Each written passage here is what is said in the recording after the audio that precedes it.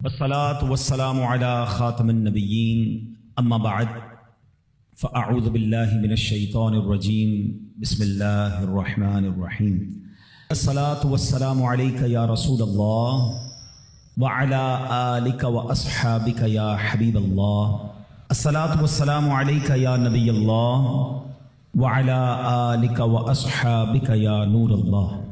درود پاک کی بے شمار فضائل و برکات ہیں۔ جناب صادق و امین صلی اللہ تعالی علیہ وسلم کا فرمان دل نشین ہے کہ جس نے مجھ پر ایک بار درود پاک پڑھا اللہ عز و جل اس پر 10 رحمتیں نازل فرماتا ہے، اور جو مجھ پر 10 مرتبہ درود پاک پڑھے اللہ عز و جل اس پر 100 رحمتیں نازل فرماتا ہے۔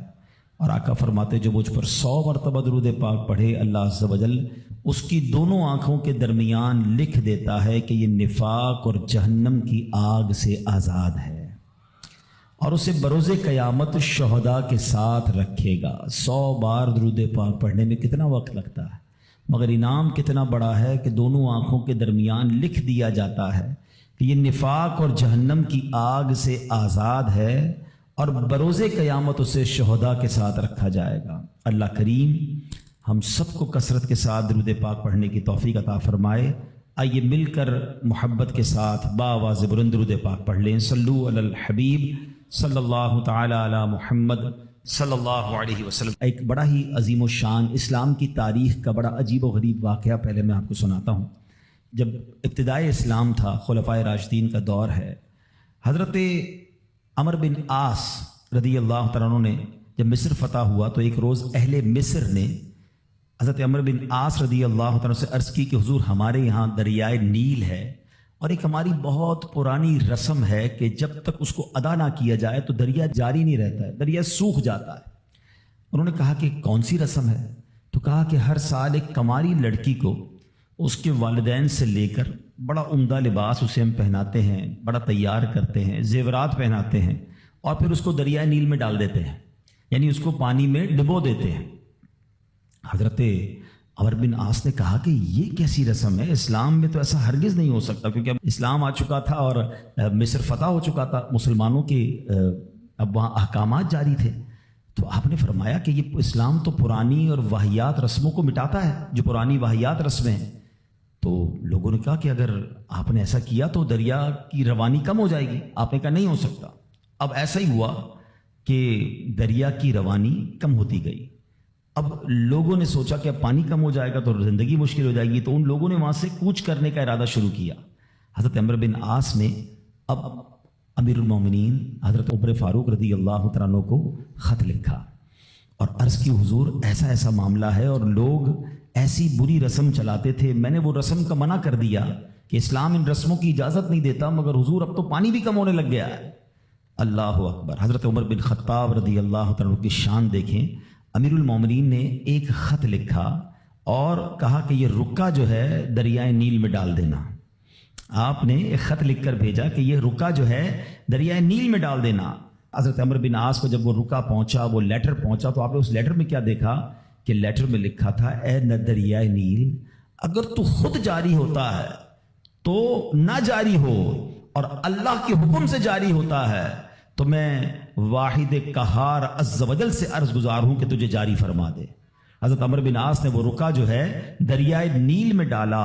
اللہ اکبر۔ ایک رات میں دریا کا پانی 16 گز بڑھ گیا، اور وہ دن ہے، آج کا دن ہے، دریائے نیل کبھی سوکھا نہیں ہے۔ مصر سے وہ رسم ہی ختم ہو گئی، اور سبحان اللہ دریائے نیل جاری و ساری ہے۔ اللہ اکبر۔ اس ایک واقعے میں بہت کچھ ہے سیکھنے کو۔ پہلی بات تو کیا سیکھنے کو ملی کہ چاہیں تو اشاروں سے اپنے کایا ہی پلٹ دیں دنیا کی، چاہیں تو اشاروں سے اپنے کایا ہی پلٹ دیں دنیا کی، یہ شان ہے ان کے غلاموں کی، سرکار کا عالم کیا ہوگا۔ حضرت عمر کی شان دیکھیں۔ حضرت عمر کے واقعات اگر پڑھیں نا، جو لوگ کرامات کے منکر ہیں یا جو لوگ اولیاء کرام کی جناب کمالات کو نہیں سمجھ پاتے، صرف حضرت عمر کی سیرت کو پڑھ لیں۔ حدیث کی کتابوں میں مضبوط روایتوں میں یہ واقعات موجود ہیں۔ ایک بار حضرت عمر کے دور میں زلزلہ آیا، تھوڑے عرصے پہلے بھی کئی ملکوں میں زلزلہ آیا، بڑی تباہی آئی. لوگ کہتے ہیں ارتھ کویک آ جائے تو رکتا نہیں ہے. ایک تو شان مصطفیٰ ہے کہ نبی پاک نے احد پہاڑ پر ٹھوکر لگا کر فرمایا تھا اے احد رک جا، تجھ پر ایک نبی، ایک صدیق اور 2 شہید موجود ہیں.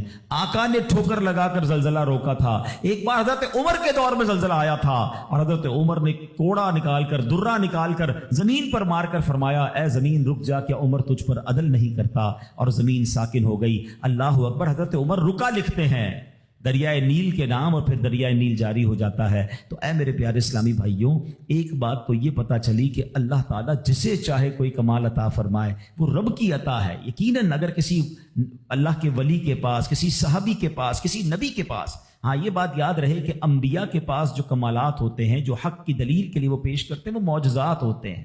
اور ایسی بات جو ہماری عقل میں نہ آئے، کسی اللہ کے ولی سے ہو، صحابہ سے ہو، تو اسے ہم کرامات کہتے ہیں. تو یہ سب اللہ کی عطا سے ہوتا ہے. بہرحال ایک تو یہ پتہ چلی. دوسری بات کیا پتہ چلی کہ اسلام جو ہے وہ کیسی کیسی واہیات رسمیں تھی جس کو ختم اسلام نے کیا، اور عورتوں کا کیسا گھٹیا اور کیسا جس کو آپ کہیں کہ واہیات استعمال تھا کہ جوان لڑکی کو ہر سال تیار کر کے دریائے نیل میں ڈال دیا جاتا تھا، غرق کیا جاتا تھا.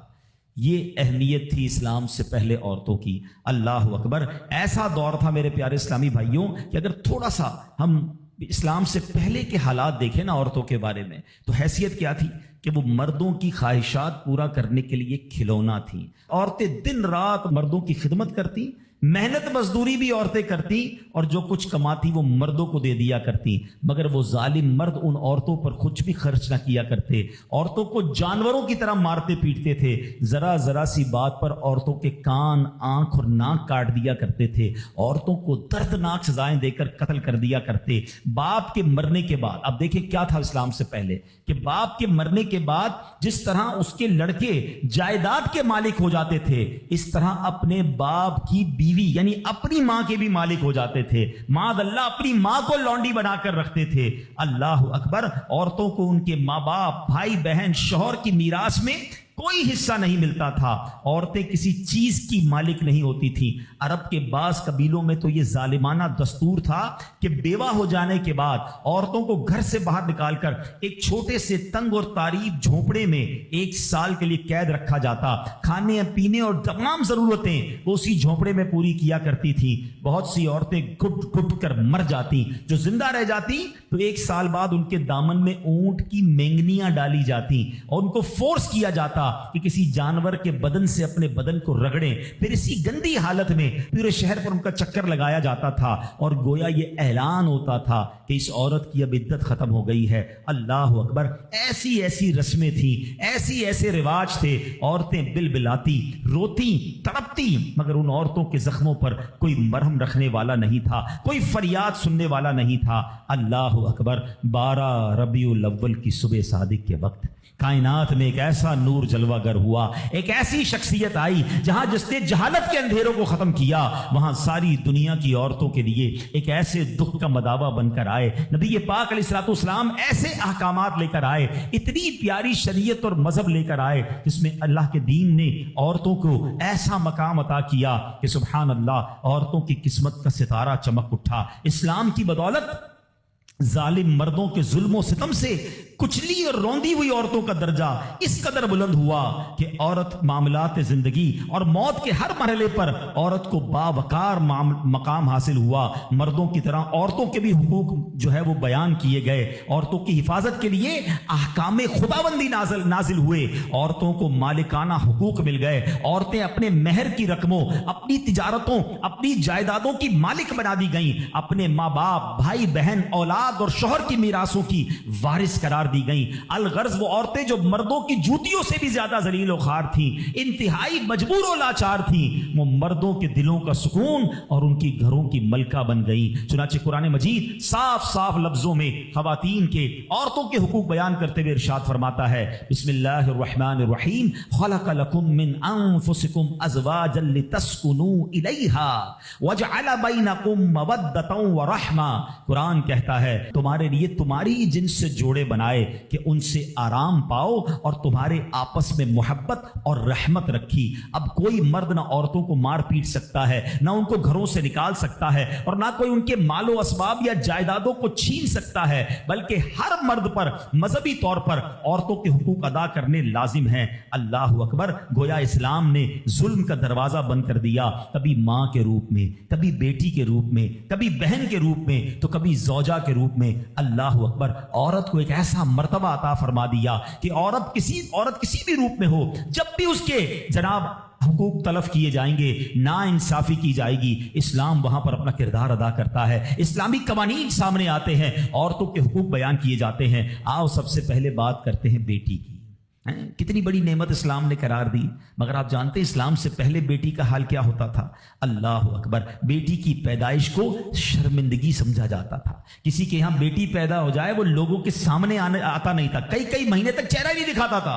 यानी वो समझता था कि मेरी बहुत बड़ी जिल्लत हो गई है कि मेरे यहां बेटी हो गई। अल्लाह अकबर। बेटियों को जिंदा दरगोर किया जाता था, बेटी को भी मार दिया जाता और बेटी की वजह से उसकी मां को मार दिया जाता था। अल्लाह अकबर। कुरान क्या कहता है? सुभान अल्लाह। कैसा प्यारा मजहब है, कितना शानदार हमारा दीन है। अल्लाह का कलाम कहता है, वइज़ा बुश्शिरा अहदुहुम बिल उन्सा वल्ला वजहुहु मुस्वद्दन व हुवा कदीम। कुरान कहता है जब उनमें किसी को बेटी होने की खुशखबरी दी जाती है तो दिन भर उसका मुंह काला रहता है। यतवारा मिनल कौमि मिन सूइ मा बुश्शिरा बिही। और वो गुस्सा खाता है और लोगों से छुपता फिरता है इस बशारत की बुराई के सबब से।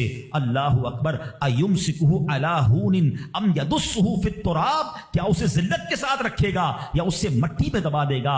अला साअ मा यहकुमून। अरे बहुत ही बुरा हुक्म लगाते हैं। अल्लाह अकबर। अब जनाब होता क्या था कि बच्चियों को जिंदा दफन किया जाता, मगर उस माशरे में ऐसे लोग भी थे जिनको अल्लाह ने कैसा नरम दिल दिया था। हजरत सअसअ, सुनिएगा, हजरत सअसअ बिन नाजिया रदी अल्लाह तआला का मामूल क्या था कि वो खुद कहते नबी पाक की बारगाह में आकर, हुजूर मैं देखता था कि जब किसी को घर में बच्ची पैदा होती थी और उसको वो दफनाने का इरादा करता था, मैं उसके घर जाता, कहता कुछ पैसे ले लो, बच्ची मुझे दे दो, दफनाना नहीं, मैं उसकी कफालत करूंगा। कहते हुजूर 360 बच्चियों को मैंने दफन होने से बचाया, लेकिन ईमान नहीं लाया था। 2 ऊंटनियां दी, 10 ऊंटनियां दी, बाज औकात मैंने हामिला 10-10 ऊंटनियां देकर और एक-एक ऊंट फिदिया देकर बच्चियों को बचाया। हुजूर क्या मेरे उस जमाने का वो अमल मुझे कोई अजर देगा? ईमान तो नहीं लाया था, मगर ये नेकी करके आया हूं। अल्लाह के हबीब ने कितना प्यारा जवाब दिया, फरमाया अजर तो तुम्हें मिल गया ना,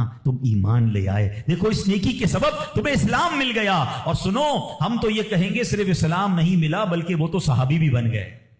अल्लाह के नबी के दौर में ईमान ले आए ना, प्यारे आका की सोबत इख्तियार कर ली तो अल्लाह ने ईमान भी दिया, सहाबी भी बना दिया। लेकिन मेरे प्यारे इस्लामी भाइयों, ऐसा हाल था कि बच्चियों को फेंक दिया जाता था। अब यहां मैं थोड़ी सी बात आज के दौर की भी करना चाहूंगा।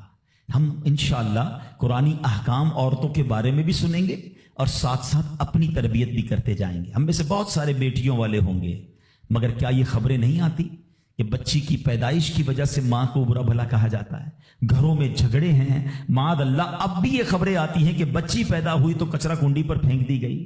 ये तो फिर से हम लगता है उसी दौर में जा रहे हैं। इस्लाम जो बच्चियों के हुकूक लेकर आया, इस्लाम जो बच्चियों को बुरा मानने के खिलाफ अमल करने का हमें हुक्म देता है, बल्कि सुनो हदीसें कैसी हैं। ऐ बच्चियों वालों तुम्हें मुबारक हो, ऐ बेटियों वालों तुम्हें मुबारक हो। अपनी बेटियों को कभी बुरा ना समझना। नबी पाक अलैहिस्सलाम फरमाते हैं, जिस शख्स के बेटी हो वो उसे जिंदा दफन ना करे, उसे जलील ना समझे और अपने बेटे पर उसे तरजीह ना दे, तो अल्लाह अज़्ज़ व जल उसे जन्नत में दाखिल कर देगा। एक और जगह नबी पाक फरमाते हैं, अल्लाह अकबर। ये हदीस तो मैं कहता हूं खत्म है ना, इसके बाद अल्फाज ही नहीं बचते। बहुत सारी बेटियों की फजीलत की हदीस है, मगर ये हदीस इधर जाके लगती है, दिल को छू लेती है। सुनो तो सही इसके अल्फाज क्या है। अल्लाह के नबी फरमाते हैं, बेटियों को बुरा मत कहो, मैं भी बेटियों वाला हूं। हाय हाय, खत्म हो गई ना बात है। अल्लाह के नबी ने सल्लल्लाहु अलैहि वसल्लम ने अपनी निस्बत बेटियों की तरफ फरमाया, मैं भी बेटियों वाला हूं।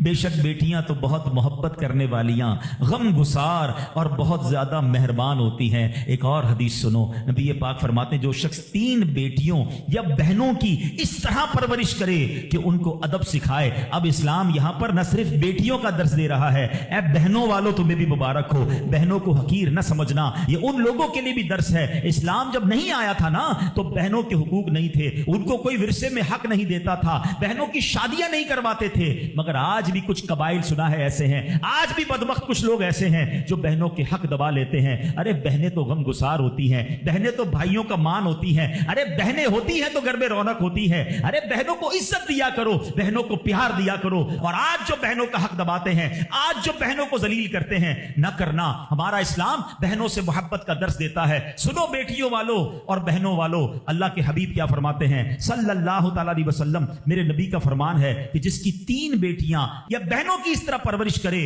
ان کو ادب سکھائے, ان سے مہربانی کا برتاؤ کرے, یہاں تک کہ اللہ عز و جل اس سے بے نیاز کر دے, یعنی ان کا نکاح ہو جائے, تو اللہ تعالیٰ اس کے لیے جنت واجب فرما دیتا ہے. یہ ارشاد سن کر ایک صحابی کھڑے ہو گئے. صحابہ کے سوال بھی بڑے کمال کے ہوتے ہیں. یقین کرو ہمارے بہت سارے کام سیدھے جو ہے نا, ہمارے لیے بہت ساری آسانیاں صحابہ کے سوالات نے کر دی. اب ہو سکتا ہے یہاں میرا کوئی بھائی ایسا بیٹھا ہو جس کی 3 بیٹیاں نہ ہوں, وہ کہتا ہے میری تو 2 ہیں. صحابی نے سوال کیا, حضور اگر 2 لڑکیوں کی پرورش کرے تو ارشاد فرمایا اس کے لیے بھی یہی اجر و ثواب ہے. راوی فرماتا ہے یہاں تک کہ اگر ایک بیٹی کا بھی لوگ ذکر کرتے تو نبی پاک اس کے بارے میں یہی فرماتے. مگر ایک روایت اور بھی موجود ہے کہ ایک صحابی نے کھڑے ہو کر کہا حضور اگر کسی کی 1 بیٹی ہو, اللہ کے نبی نے فرمایا 1 بیٹی ہو تو بھی جنت واجب ہو جاتی ہے. بیٹیوں پر شکایت, بیٹیوں پر منہ چڑھاتے ہو, بیٹیوں پر لڑائی کرتے ہو, اللہ اکبر, یہ تو جنت میں جانے کا ٹکٹ ہے. تو اپنی بیٹیوں سے پیار کریں. اور باپ جتنے بیٹھے نا, مجھے پتا ہے وہ میری بات کی تائید کریں گے, شاید پیدائش پہ منہ چڑھایا ہوگا کسی نے, لیکن آج بھی باپ سے زیادہ کلوز بیٹی ہی ہوتی ہے. پیار وہ باپ سے بیٹی ہی کرتی ہے. گھر جاؤ تو بیٹی باپ کا انتظار زیادہ کرتی ہے. مگر نہ جانے کیوں بیٹی کی پیدائش کو اچھا پھر اگر بیٹیاں ہو بھی گئیں, کسی کی 3 ہو گئیں, 4 ہو گئیں, نہیں ہو رہا بیٹا, تو کس بات کی لڑائی ہے؟ کیا عورت کے ہاتھ میں ہے کہ وہ بیٹا پیدا کرے؟ خامہ خائی گھر میں جھگڑا, تانے دینا اس بیچاری کو. اب تو میڈیکل سائنس بھی کہتی ہے جناب وہ کسی ایک کا قصور ہی نہیں ہے, اللہ کی دین ہے. لیکن خامہ خائی کسی ایک عورت پر جو ہے وہ ہنگامہ کر کے نہ جانے اس کی دل آزاری کا سامان کرتے ہیں. نہ کریں ایسا. میں آپ کو حدیث سنا رہا ہوں, اور اسلام عورتوں کے حقوق کی شاندار انداز سے بیان کرتا ہے. اللہ کے نبی علیہ الصلوۃ والسلام فرماتے ہیں جب کسی کے ہاں لڑکی پیدا ہوتی ہے, سنو, گھر پہ مہمان آئے تو اچھا لگتا ہے نا, اور کوئی بڑا اہم مہمان آ جائے, کوئی بڑے بزرگ آ جائیں تو کتنا خوش ہو جاتے ہیں آپ. کئی ایسے بزرگ ہوں گے, کئی ایسے علماء ہوں گے, کوئی ایسی شخصیت ضرور ہوگی جس کو آپ اپنے گھر بلانا چاہتے ہوں گے, مگر آپ سوچتے ہوں گے یار وہ میرے گھر کیسے آئے گا, بہت بڑا آدمی ہے, بڑا مصروف شخص ہے, پسند تو مجھے بہت ہے مگر میں گھر نہیں بلا سکتا. سنو, جب تمہارے گھر بیٹی آتی ہے تو پتہ ہے کون مہمان آتا ہے؟ اللہ کے نبی فرماتے ہیں جب کسی کے ہاں لڑکی پیدا ہوتی ہے تو اللہ عز و جل فرشتوں کو گھر بھیجتا ہے. ہاں, آپ کے گھر فرشتے آتے ہیں اور کیا کہتے ہیں؟ فرشتے آ کر کہتے ہیں اے گھر والوں تم پر سلامتی ہو. پھر فرشتے اس بچی کو اپنے پروں کے سائے میں لیتے ہیں, اس کے سر پر ہاتھ پھیرتے ہوئے کہتے ہیں یہ کمزور سی جان ہے جو ایک کمزور جان سے پیدا ہوئی ہے, جو شخص اس کمزور جان کی پرورش کی ذمہ داری لے گا تو قیامت تک مدد خدا اس کے شامل حال رہے گی. تو اب کبھی بھی بیٹیوں پر زیادتی نہیں ہونے دینی. ہاں, بیٹیوں کی دعائیں لو, بیٹیوں کی خدمت کرو. اور اے بھائیوں جن کی بہنیں ہیں, ہمارا اسلام بہنوں سے محبت کا درس دیتا. یقین کریں بہنوں کی دعائیں بھائی کو بہت اوپر لے جاتی ہیں. خوش نصیب ہے وہ بھائی. اچھا, ہمارے ایک اور نظام پتہ ہے کیا ہے کہ جب تک ماں باپ کے ساتھ رہ رہے ہیں تو چلے بھائی بہنوں میں پیار ہے. اب بھائی بہنوں میں شادی ہو گئی, سب کی شادیاں ہو گئیں اور ماں باپ چلے گئے, تو اب نارملی لوگ اپنی بہنوں کو اگنور کرتے ہیں. اب یار میں تو اپنی بیوی کو دیکھوں گا, اپنے بچوں کو دیکھوں گا, اپنی کمائی کو دیکھوں گا. نہیں, اب بھائی کا کام ہے کہ وہ والد کا کردار ادا کرے, بہنوں کو یہ احساس دلائے کہ تمہارے ماں باپ چلے گئے ہیں مگر تمہارے بھائی زندہ ہیں, ہر مشکل میں تمہارے بھائی تمہارے ساتھ کھڑے ہوں گے. کبھی بہنوں کو یہ ریئلائز مت کرانا کہ وہ اکیلی کہیں کسی پرابلم میں ہو, تو وہ اکیلے میں سوچے کہ میرے ماں ہوتی تو میں کس سے ماں سے بات کر لیتی, باپ ہوتا تو میں باپ سے کہہ دیتی, بھائی کو کیا کہوں وہ تو سنتا ہی نہیں ہے. ہیں ایسے بھائی آج بھی کہ بہنیں انہیں اپنا دکھ بھی شیئر نہیں کرتی ہیں, بلکہ بھائیوں کو پڑی ہی نہیں ہے بہن کدھر گئی. یہ مت کرنا. اگر تم اپنے ماں باپ کی روح خوش کرنا چاہتے ہو نا تو بھائی بہن جڑ کے رہو, بھائی بہنوں میں پیار رکھو. یہ پیسہ سب کچھ نہیں ہے. ارے جو کچھ میرے پاس ہے اگر میرا بھائی بہنوں پہ خرچ ہو جائے تو اس سے اچھی کیا چیز ہے؟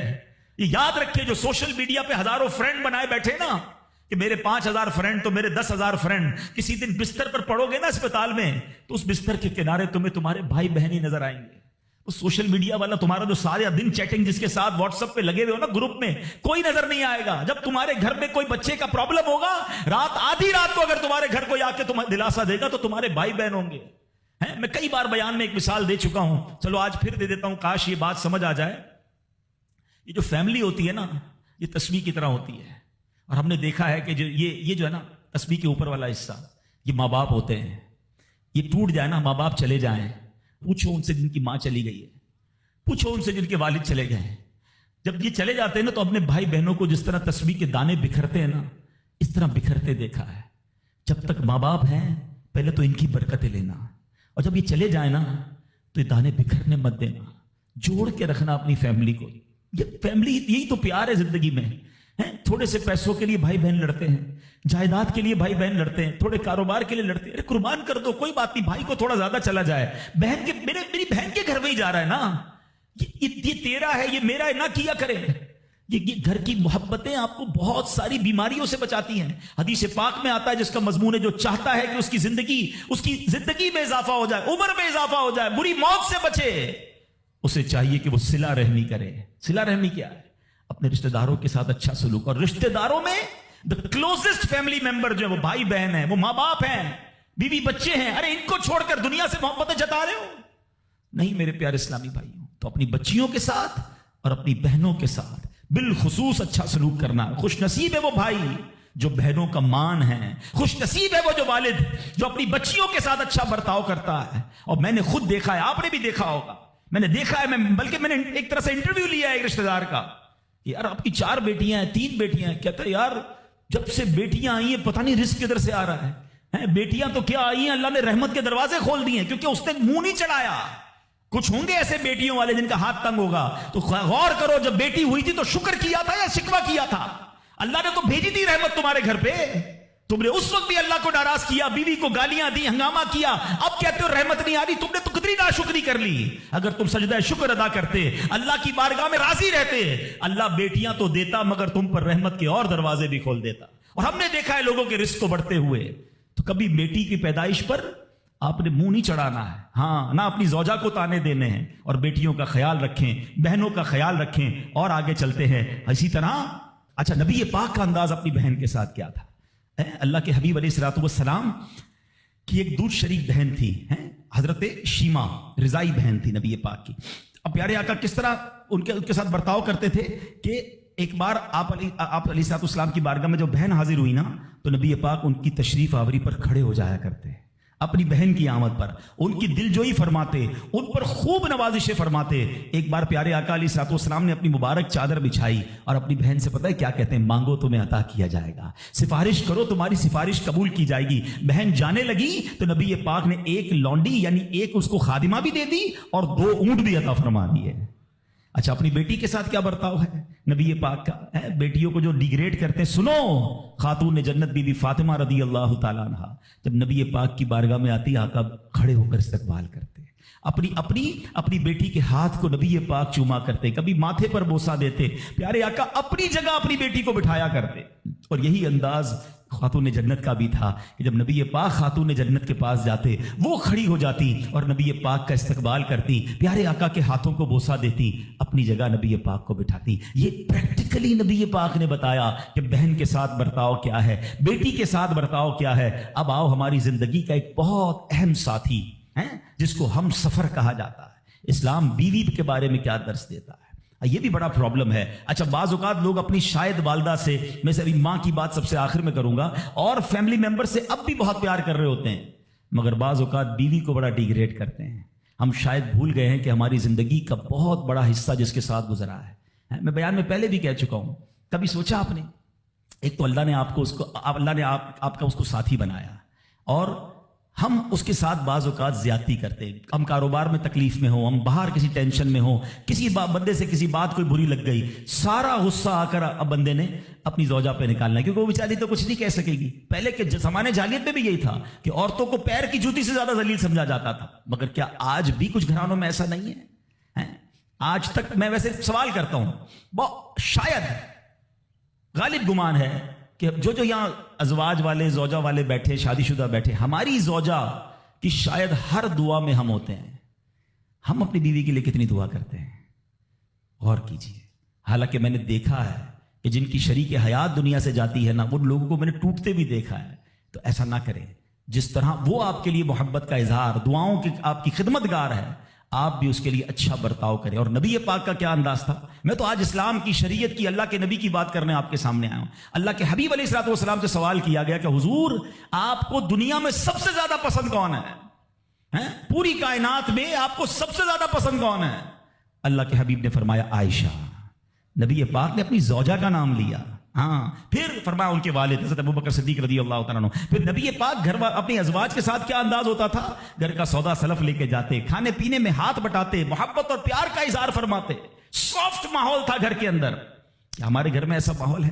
نہیں میرے پیارے اسلامی بھائیوں, ہمیں یہ سوچنا ہے کہ ہمیں اپنے گھر والوں کے ساتھ کیا انداز اختیار کرنا ہے. نبی پاک علیہ الصلوۃ والسلام فرماتے ہیں کہ اسلام سے پہلے, بلکہ بخاری شریف کی حدیث بتاتا ہوں, اسلام سے پہلے مال کے لیے جانوروں اور دوسرے ساز و سامان کے ساتھ ساتھ بیوی کو بھی رہن رکھوا دیا جاتا تھا. جیسے پیسے کوئی رہن رکھواتا تھا نا, بیوی بھی ایک مال کی طرح تھی. لوگ گروی رکھوا دیتے تھے اپنی بیوی کو. یہ اسلام سے پہلے بیویوں کا حال تھا. اللہ اکبر. اسلام نے نکاح کے ذریعے عورت کو مرد کے آدھے ایمان کا محافظ قرار دے دیا. قرآن کہتا ہے وعاشروہن بالمعروف, ان سے اچھا برتاؤ کرو. اسلام نے بیویوں کے ساتھ اچھا برتاؤ کرنے والے کو سب سے بہترین قرار دیا. اللہ اکبر. خواتین تو میں کہتا ہوں, میں یہاں انشاءاللہ اس بات کو بھی, اگر واقعی عقل مند خواتین اس بیان کو سنیں گی تو وہ جو مسکنسپشن پیدا کیا جاتا ہے کہ جناب اسلام میں عورتوں کو آزادی نہیں ہے, جناب اسلام میں عورتوں کے لیے گھٹن ہے. اللہ اکبر. ذرا پہلے اسلام سے پہلے کے حالات پڑھو اور اس کے بعد اسلام کے آنے کے بعد عورتوں کو کیا شاندار مقام میرا دین دیتا ہے. اللہ کے نبی نے دا بیسٹ لوگوں کی جب مثال بیان کی, بہترین لوگوں کی مثال بیان کی, تو نبی پاک فرماتے ہیں, ترمذی کی حدیث ہے, سب سے بہتر وہ ہے جو اپنے اہل کے لیے بہتر ہو, یعنی اپنی فیملی کے لیے بہتر ہو. اور آقا فرماتے سنو میں تم سب سے زیادہ اپنے اہل کے لیے بہتر ہوں. نبی پاک سب سے زیادہ اپنی فیملی کے لیے بہتر. نبی پاک علیہ الصلوۃ والسلام سے ایک شخص نے پوچھا حضور شوہر پر بیوی کا کیا حق ہے؟ تو آپ نے فرمایا جب وہ کھائے, یعنی شوہر کھائے تو بیوی کو کھلائے, جب لباس پہنے اسے بھی پہنائے, اس کے چہرے پر نہ مارے, اسے بدصورت نہ کہے, اور اگر سمجھانے کے لیے اس سے علیحدگی کرنی پڑے تو گھر میں ہی علیحدگی کرے. اللہ اکبر. ایک بار حضرت عمر فاروق رضی اللہ عنہ کی بارگاہ میں, سنیے بڑا دلچسپ واقعہ. سیدنا عمر فاروق کا کتنا بڑا نام ہے, آپ کے جلال کی, آپ کی عدالت کی مثالیں دی جاتی ہیں. بڑے بڑے لوگ آپ کے سامنے تھر تھر کانپتے تھے. حضرت عمر کا حال یہ تھا, آپ کا گھر میں انداز کیا تھا کہ ایک شخص آیا کہ میں حضرت عمر کے پاس جاؤں اور بتاؤں میری بیوی جو ہے مجھ سے اس طرح بات کرتی ہے, اور میرا وہ انداز نہیں ہوتا جو شوہر کے سامنے ہونا چاہیے. ہوتا ہے گھروں میں, ہو جاتا ہے. تو حضرت عمر کے دروازے پر پہنچا نا, تو اندر سے اسے سیدنا عمر فاروق رضی اللہ تعالیٰ عنہ کی زوجہ ام کلثوم رضی اللہ تعالیٰ عنہ کی ناراضگی کی عالم میں گفتگو کرتے ہوئے سنا. وہ حضرت عمر سے بات کر رہی تھی. تو وہ شوہر سوچنے لگا کہ میں تو اپنی بیوی کی شکایت لے کر آیا تھا, حضرت کے تو گھر کا بھی معاملہ ہی ایسا ہی ہے. تو وہ کہتے میں واپس ہونے لگا. حضرت عمر نے بلا لیا, کیوں آئے تھے؟ تو کہا کہ میں تو حضرت اپنی بیوی کی شکایت کرنے آیا تھا, مگر میں آپ کے دروازے پر آیا, آپ کے گھر کا ماحول دیکھا تو میں سمجھ گیا ہم دونوں ایک ہی معاملے میں ہی ہیں, آپ کا بھی ویسا ہی حال ہے. اب حضرت عمر نے جو ان کی تربیت فرمائی نا, آپ نے فرمایا میری بیوی کے مجھ پر چند رائٹس ہیں, چند حقوق ہیں, مجھے اس سے چند فائدے حاصل ہوتے ہیں جس کی بنا پر میں اس سے درگزر کرتا ہوں. پہلا یہ کہ یہ میرے لیے جہنم کی آڑ ہے, میرا دل اس کی وجہ سے حرام کاموں سے بچا رہتا ہے. نمبر 2, جب میں گھر سے نکل جاتا ہوں یہ میری خزانچی بن جاتی ہے, یعنی میرے مال کی نگہبان بن جاتی ہے, میری دھوبن بن جاتی ہے, میرے کپڑے دھوتی ہے, میرے بچے کی پرورش کرتی ہے, میرے لیے روٹیاں اور کھانے پکاتی ہے. تو وہ شخص کہتا ہے یہ سارے فائدے تو مجھے بھی اپنی بیوی سے حاصل ہیں, تو میں تو کبھی درگزر سے کام نہیں لیتا. وہ مجھے کہتی, میں اسے لڑنا شروع کر دیتا ہوں. کہتا آج آپ کی بات سے نصیحت مل گئی, اب میں اپنی بیوی کی چھوٹی ماٹی باتوں کو میں بھی درگزر کر دوں. کتنی پیاری بات بتائی. ہم وہ ساری باتیں بھول جاتے ہیں, ایک غلطی پر پکڑ لیتے ہیں, ایک غلطی پر ڈانٹتے ہیں. ہر غلطی پر جناب ایسا نہیں ہوتا, ہر غلطی کی سزا سزائے موت بھی ہوتی ہے. ہم غلطیاں نہیں کرتے. اگر جس طرح ہم اپنی بیوی کو اور غلطی پر ڈانٹتے وہ ڈانٹنا شروع کر دے پھر کیا حال ہوگا؟ تو ایسا نہ کرے. وہ بھی دل رکھتی ہے. ہم نے کسی انسان سے شادی کی ہے, کمپیوٹر سے نہیں کی, ٹھیک ہے نا. تو کمپیوٹر بھی آج کل وائرس آ جاتا ہے, تو وہ تو انسان ہے, غلطی ہو گئی, کوئی بات نہیں. تو سبحان اللہ, اتنا پیارا مذہب ہے. اور اب آؤ, اسلام نے عورت کو جو ایک اور روپ دیا ہے, ایک اور مقام دیا ہے, اور وہ مقام ماں کا مقام دیا ہے. اور ماں کے قدموں تلے جنت فرمایا. ماں کا کیا مقام دیا کہ ماں کو محبت کی نگاہ سے دیکھ لو تو حج مقبول کا ثواب ہے. اچھا, اسلام کی تعلیمات کی جو بنیاد ہے, جو ماخذ ہے, جو مرجع ہے, جس کے ذریعے سمجھے علم و فضل کی نہریں جاری ہوتی ہیں, وہ کون سی کتاب ہے؟ وہ قرآن مجید ہے. قرآن مجید کی سب سے بڑی سورت کون سی ہے؟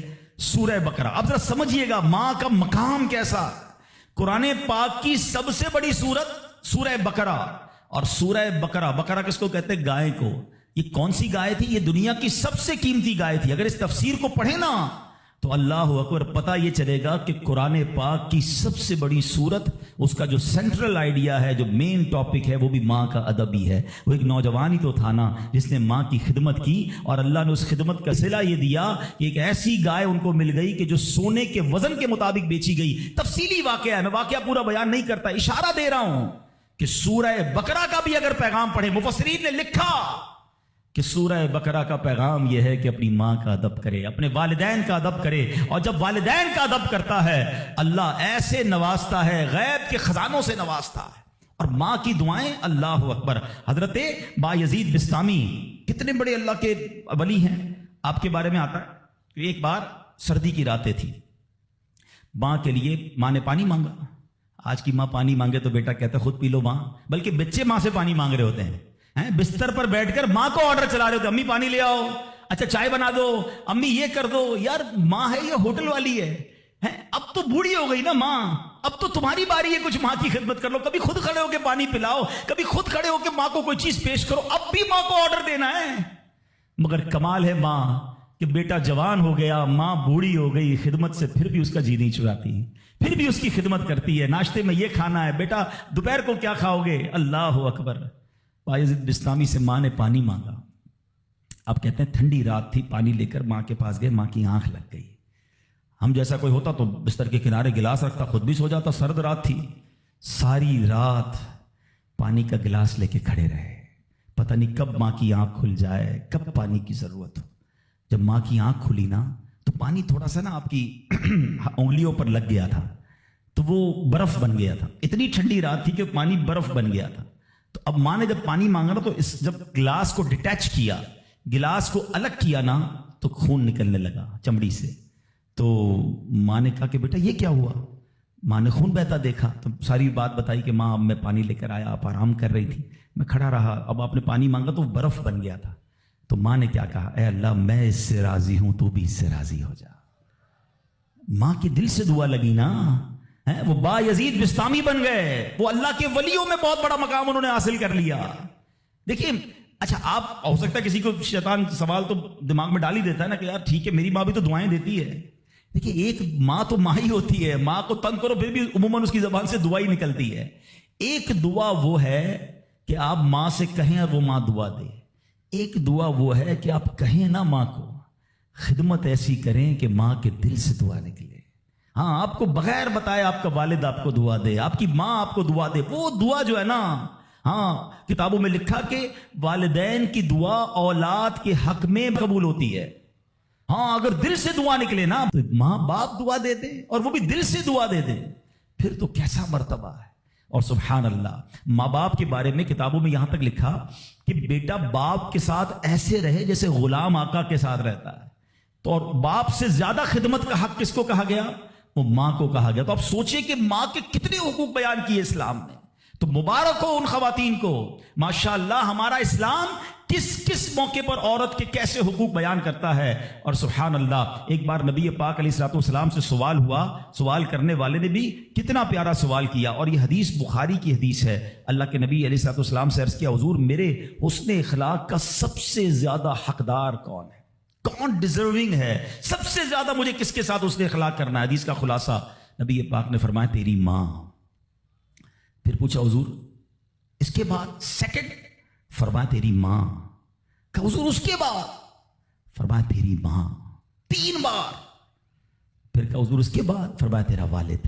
اچھا اب یہاں یہ حدیث تو پوری ہو گئی، مگر سبحان اللہ، اچھا کوئی نارمل آدمی، حدیث جو لوگ کہتے ہیں نا بھائی کسی مفتی صاحب کی کیا ضرورت ہے، تفسیر کی کیا ضرورت ہے، خود ہی قرآن پڑھ لو، خود ہی حدیث پڑھ لو۔ آج کے دور میں کوئی نارمل آدمی حدیث پڑھے تو خدا نہ خواستہ اس کا رزلٹ کیا لے گا؟ چلو بھائی اب والد کو پوچھنا ہی نہیں ہے، 3 بار ماں کا فرمایا نبی پاک نے، ماں کی خدمت کرو، ابا کو ڈالو سائڈ پہ۔ نہیں، اب اس کی انٹرپریٹیشن پڑھنا ضروری ہوگی، اب اس کی تفسیر اور اس کی شرح پڑھنا ضروری ہوگی۔ اللہ اکبر، علماء کی شان دیکھیں۔ پہلے تو علماء نے یہ ڈیبیٹ کیا کہ نبی پاک نے 3 بار ماں کیوں کہا، 1 بار والد کیوں کہا؟ کیونکہ اللہ کے نبی کی زبان سے جب بھی جو نکلا وہ حق نکلا، وہ ایسی فضول کوئی بات نہیں ہوتی، ہر بات جو ہے وہ بڑی لاجیکلی، بڑی ڈیٹیلڈ، اور اللہ اکبر وہ اللہ کی طرف سے عطا ہوتی ہے۔ سیدی اعلیٰ حضرت فرماتے ہیں نا، وہ دہن جس کی ہر بات وحی خدا، چشمہ علم و حکمت پہ لاکھوں سلام، وہ زبان جس کو سب کن کی کنجی کہیں، اس کی نافذ حکومت پہ لاکھوں سلام۔ علماء کہتے ہیں 3 بار جو ماں کہا ہے نا، ایسے ہی نہیں کہا۔ ماں کے بچے پر 3 احسان ہیں۔ نمبر 1، ماں بچے کو پہلے 9 ماہ اپنے پیٹ میں پالتی ہے، اس کی جسم میں کتنی تبدیلیاں ہوتی ہیں، کتنی تکلیفیں وہ اٹھاتی ہے۔ نمبر 2، جب پیدائش ہوتی ہے، رائٹ دا ٹائم آف پیدائش، وہ بالکل موت کے قریب سے ہو کر آتی ہے، شدید درد اور ایسی کیفیت ہو جاتی ہے کہ کئی لوگ دنیا سے چلے بھی جاتے ہیں۔ اور تیسری ماں مہربانی کیا کرتی ہے کہ اپنے بچے کو پھر پالتی ہے۔ فرمایا ماں 3 احسان کرتی ہے بچے پر، اس لیے 3 بار ماں کہا۔ اور ان تینوں احسانوں میں والد ایک احسان کرتا ہے، وہ بچے کو پالتا ہے، اس لیے 1 بار والد کہا۔ سبحان اللہ، ایک لفظ حکمت بھرا ہے۔ اب علماء کہتے ہیں اس حدیث کا مطلب یہ ہوگا کہ عزت والد کی زیادہ کرے گا اور خدمت ماں کی زیادہ کرے گا، یعنی والد کا بھی احترام ہے۔ اللہ اکبر، یہ ہماری شریعت ہے۔ تو سبحان اللہ، آج میرے جو بیان کا موضوع ہے کہ اسلام عورت کا کیسا مقام بیان کرتا ہے، ہر روپ میں عورت کے حقوق کو جو ہے وہ سیف کرتا ہے، اس کے حقوق کو بیان کرتا ہے اور اس پر ظلم و ستم سے بچاتا ہے۔ تو سبحان اللہ، ہم یہاں جتنے بھی بیٹھے ہیں، کسی کے گھر میں بیٹی ہوگی، کسی کے گھر میں بہن ہوگی، کسی کے گھر میں زوجہ ہوگی، کسی کے گھر میں ماں ہوگی، ان تمام روپ میں ہمیں خواتین کے ساتھ اچھا برتاؤ کرنا ہے۔ اور اب جو مجھے مائیں سن رہی ہیں، میں ان سے بھی عرض کروں گا کہ اگر ماں باپ نیک ہوں تو اولاد پر اس کا کتنا خوبصورت اثر پڑتا ہے۔ شیخ عبد القادر جیلانی 5 سال کی عمر ہے، مدرسے جاتے ہیں، قاری صاحب نے کہا پڑھو بسم اللہ، آپ نے بسم اللہ الرحمن الرحیم پڑھ کر زبانی 18 پارے سنا دیے۔ قاری صاحب حیران ہیں، پہلی بار بچہ مدرسے آیا ہے، 18 پارے کیسے یاد کر لیے؟ کہا اور بھی تو پڑھو نا۔ کہا اتنے یاد ہیں۔ کہا کہاں سے یاد کیے؟ کہ میری ماں 18 پاروں کی حافظہ تھی، میں ماں کے پیٹ میں تھا، وہ تلاوت کرتی تھی، میں پیٹ میں قرآن یاد کر لیتا تھا۔ اچھا، یقیناً غوث پاک کی کرامت ہے، یہ آج کے دور میں پاسبل ایسے ہم جیسے لوگوں کے لیے پاسبل نہیں نظر آتا، لیکن ایک بات تو ہے نا کہ وہ تلاوت کرتی تھی، دودھ پلاتے وقت تلاوت کرتی تھی۔ سیدہ فاطمہ رضی اللہ تعالیٰ عنہا کے بارے میں بھی آتا ہے کہ خاتون جنت حسنین کریمین کو جب دودھ پلاتی یا جھولا دیتی تھی، انہیں قرآن سناتی تھی۔ آج ہم کیا کرتے ہیں، چھوٹے بچے کو بھی موبائل پکڑا دو، ہر کھلونے میں میوزک، اسٹارٹ سے ہی اس کو میوزک کا عادی ہم بنا رہے ہیں۔ تو میری مائیں، میرے بھائی، اگر آپ اپنے بچوں کو نیک دیکھنا چاہتے ہیں تو غوث پاک کی سیرت سے سیکھو کہ ماں باپ نیک تھے، اللہ نے اولاد کو کیسا بنا دیا۔ تو اگر میں اور آپ چاہتے ہیں، آج بیان تو ہو رہا ہے نا کہ ماں کے ایصال ثواب کرنا ہے، ماں کی خدمت کرنی ہے، لیکن بچے کو دین کے قریب لاؤ گے تو آپ کی خدمت کرے گا نا۔ آج کل تو دنیا کے اتنا حوالے کر دیا ماں باپ نے کہ بعد میں خود اپنے بچوں سے ڈر لگ رہا ہوتا ہے، ارے باپ رے باپ، میرا بچہ بڑا آفیسر ہے، میرا بچہ بڑا ڈگری ہولڈر ہے، وہ فلاں ادارے میں کام کرتا ہے، اس کو برا لگ جائے گا۔ ارے تف ایسی اولاد پر جس سے ماں باپ بات کریں تو انہیں ڈر لگے کہ بیٹے کو برا لگ جائے گا۔ اپنے بیٹے کو دیندار بناؤ، انشاءاللہ اگر آپ کا بیٹا صحیح معنوں میں دیندار بن گیا، عالم بنا، مفتی بنا، یا بے شک اچھی کتابیں پڑھ کر، قرآن و حدیث پڑھ کر اچھا مبلغ بن گیا، اس بیٹے کو ڈر لگے گا کہیں ماں باپ کو برا نہ لگ جائے۔ یہ فرق ہوتا ہے۔ بچہ دین سیکھے تو اب بچہ ماں باپ کا ادب کرتا ہے۔ تو بہرحال اگر ہم چاہتے ہیں کہ ہماری اولاد ہماری زندگی میں بھی ہماری فرما بردار رہے اور ہمارے مرنے کے بعد بھی ہمارے لیے صدقہ جاریہ بنے، تو ہمیں خود بھی نیک بننا ہوگا اور اپنے بچوں کو نیک ماحول سے وابستہ کرنا ہوگا۔ سبحان اللہ، غوث پاک رضی اللہ تعالیٰ کی سیرت کو دیکھیں۔ ماں کو کہتے ہیں ماں بغداد جانا ہے۔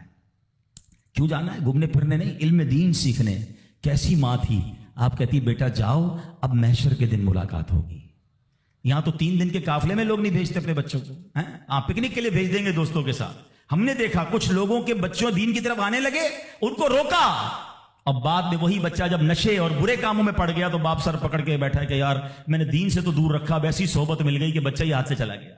اپنے بچوں کو اب تو دعوت اسلامی کے مدنی ماحول میں یہ اجازت بھی مل گئی ہے کہ والد اپنے بچے کو خود مدنی قافلے میں بھی لے کر آ سکتا ہے. پہلے ہم نے ایک ایج لمٹ رکھی تھی، مگر والد یا بڑے بھائی کے لیے اجازت ہے کہ اپنے چھوٹے بیٹے کو یا چھوٹے بھائی کو بھی وہ مدنی قافلے میں لائے. تو اپنے بچوں کو مدنی قافلے میں خود لے کر آئیں. آپ آئیں گے تو وہ بھی آ جائیں گے. 3 دن 12 دن 30 دن یہ تربیت ہوگی ان کی، اور وہ جتنی نیکی کی طرف جائیں گے اتنا انشاءاللہ آپ کی فرما برداری کی طرف آئیں گے، آپ کے لیے صدقہ جاریہ بنیں گے. تو سبحان اللہ، غوث پاک کی والدہ نے روکا نہیں بلکہ کہا جاؤ بیٹا محشر میں ملاقات ہوگی. مگر نصیحت کیا کی؟ ہر حال میں سچ بولنا. اور سبحان اللہ کیسا سچ بولا تھا. ڈاکو نے حملہ کیا تھا نا، سارا مال بھی واپس کر گئے اور ڈاکو توبہ بھی کر گئے. کیوں؟ کہ آپ نے ڈاکوؤں کے سامنے بھی سچ بولا. سچی زبان سے جو بات نکلتی ہے نا وہ اثر رکھتی ہے. تو یہ ماں کی تربیت تھی نا.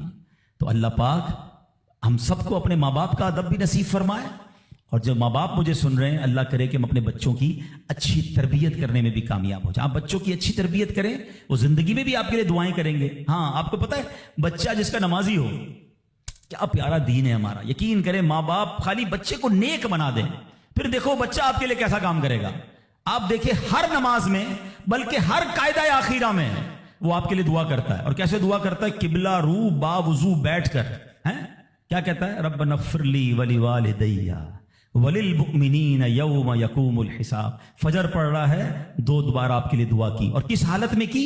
با وضو قبلہ رو بیٹھ کر. ظہر پڑھ رہا ہے سنتوں میں دعا کی، فرض میں دعا کی، پھر سنتوں میں دعا. اب کیلکولیٹ تو کرو، اگر بس کچھ نہ کروں اپنے بچے کو زندگی میں 5 وقت کا پابند نمازی بنا دوں، میرے مرنے کے بعد بھی وہ نماز پڑھتا رہے. ارے نہ ہے میری قبر پر روز نماز پڑھے گا، اتحیات میں بیٹھے گا، دعا کرے گا اللہ میرے ماں باپ کی بخشش فرما دے.